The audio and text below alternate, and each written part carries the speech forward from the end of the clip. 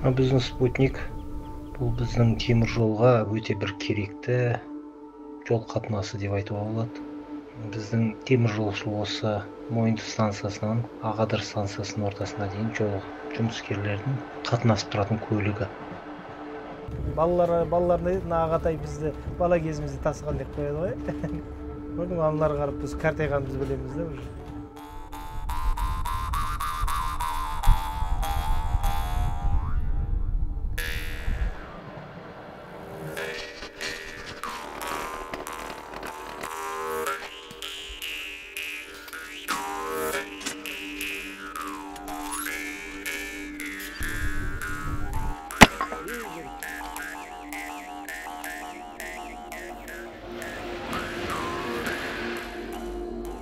Жылдарға дейін 40 адам жұмыс істедік бір околоткада.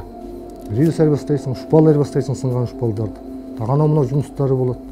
Енді біздікі мынау көбінесе қауіпсіздікті сақтау ғой.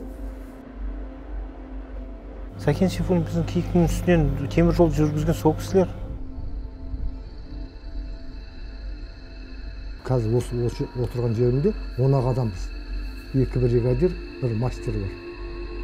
Вообще мен пенсияға бүгін шығарса, ертең кетіп қалар едім. Жұмысқа сол көңілді шығу керек қой. Көңіл күймен, жақсы көңіл күймен. Жақсы көңіл күймен жұмысқа шықпасаң, жұмысың жүрмейді ешқашан.